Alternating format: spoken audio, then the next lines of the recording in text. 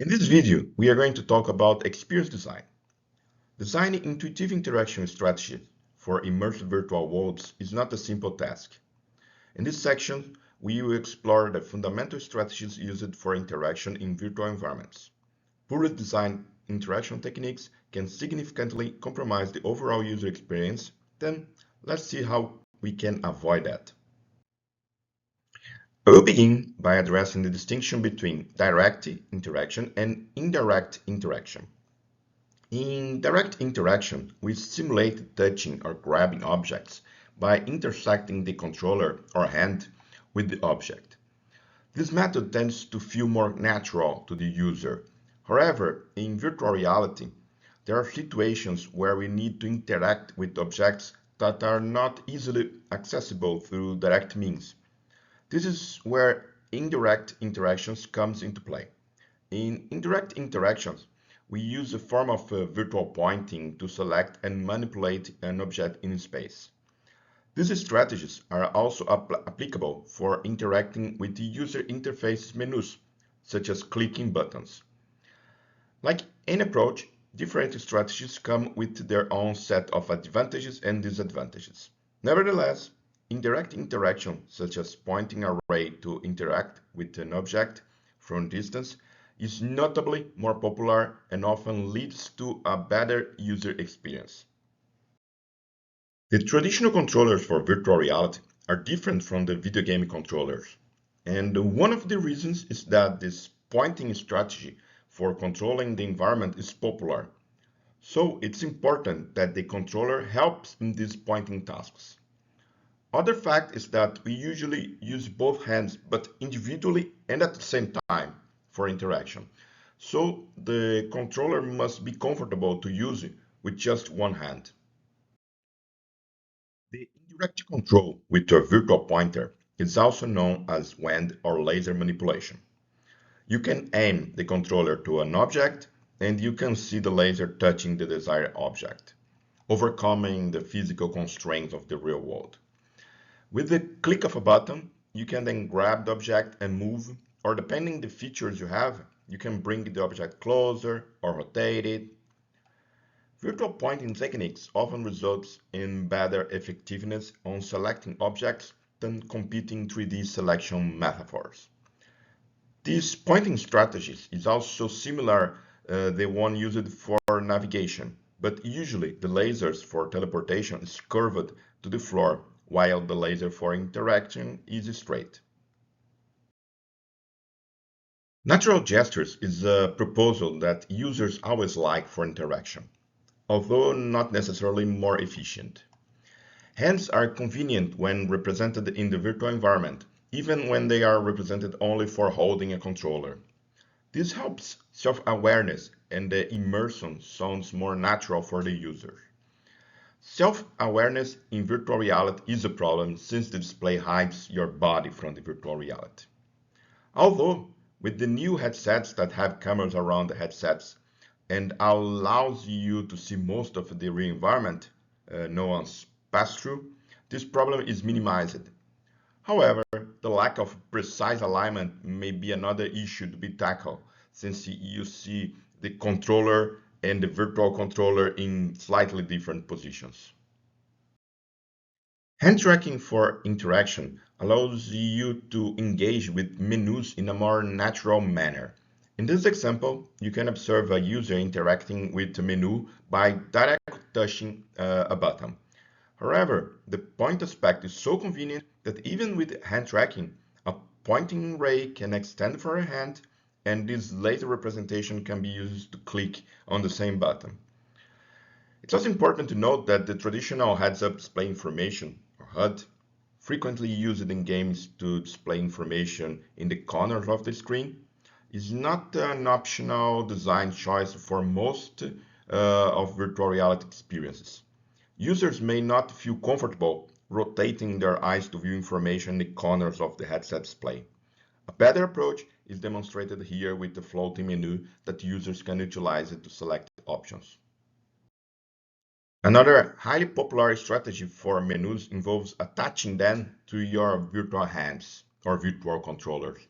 This design allows you to view the options and interact with them using your other hand or a pointing device. With the options positioned directly over a hand, the selection process becomes more intuitive, and the operation for opening and closing these menus can significantly be simplified. The current predominant strategy for hand tracking is that cameras identify your hands and create a kind of skeleton representation for them. This allows for gesture recognition, enabling you to grab or pinch objects or click on virtual buttons. One limitation is that your hands must be in the camera line of sight. However, modern head-mounted displays typically have several cameras positioned to the sides, aiding in locating and identifying the user's hands, even if you rotate your head. And if you are wondering about the virtual reality gloves, well, the use of gloves to track hands is not very popular today. The technology is robust for tracking hands without the need of any gloves. Here, we observe several examples of manipulations using hand tracking, with people grabbing and moving objects in a very natural manner. These demonstrations were created using technology from a company known today as Ultraleap. The algorithm for recognizing and fitting the hand must be efficient, as any slight delay would make hand interaction impractical. One limitation in this context is that since people are using all in their hands, there is no tactile feedback. When using physical controllers, we can at least incorporate some vibration, which can be important feedback indicating that you are touching something. As you can see from these examples, also from Ultraleap, hand tracking can be utilized for various forms of interaction, such as throwing objects, rotating and resizing them. It can even enable bring objects close to you, a feature commonly found in pointing interfaces. The challenging aspect here is that the gesture recognition is not straightforward, and different gestures can be misunderstood by the tracking algorithm. Hand gestures recognition is a complex field and still presents challenges. In spatial tasks, it's always convenient to confirm if you are pointing to the correct object. In this slide, we present two examples of feedback that highlight the pointed object when you interact with it. We refer to this action of pointing to an object without triggering any specific action as hovering. This hovering action significantly aids in confirming whether you are selecting the desired object. Another common form of feedback for hovering is to make the object glow or illuminate its borders. However, there are actually infinite strategies, such as vibrating the controller or emitting a sound. What is crucial is that your selection action has some form of feedback. An alternative strategy for interacting with objects involves the use of a reticle or crosshair target. This is typically represented as a drawn circle in the middle of your field of view.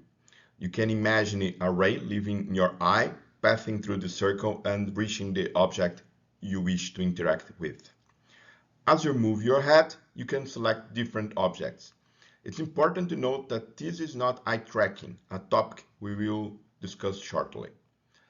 This interaction strategy was popular during the era of cardboard headsets, where users had to use a smartphone and no physical hand controller. To simulate the clicking effect, the look and lock technique was employed. The idea is to fix your gaze on a specific point for a specific duration, triggering the click action. We've extensively discussed the use of controllers, hands, and even head movements to interact with the virtual environment. However, there are several other interesting options utilizing your body to control simulations. One such option is eye tracking, also referred to as gaze tracking. This technology enables the detection of the user's gaze on the virtual scene. In the presented video, we can see a solution where only the region being looked at by the user is rendered in higher resolution. This not only reduces unnecessary processing, potentially making the simulation faster, but also results in lower power consumption, what's important for standalone devices. Eye tracking offers other additional advantages, such as automatically calculating the interpupillar distance to adjust the headset's length, or detecting when the headset is worn by someone. Furthermore, it can also enhance the realism of social avatars by representing eye blinking or adjusting the virtual eyes to follow the user's gaze direction. In this demo, an application of eye tracking to select areas of interest within a 3D scene is presented. In this example, the user can choose an airplane from a virtual tower simply by gazing at it for a second. The eye tracking solution accurately determines the point in the virtual space where the user is looking at with high precision. However, it's important to note that current eye tracking solutions requires individual calibration, limiting flexibility. Additionally, selecting objects with eye tracking by focus on a specific point in the world may pose challenges for some users, making it an open field for further research. Another intriguing strategy for controlling movements in virtual reality scenes involves the use of the treadmills or similar devices with body tracking capabilities.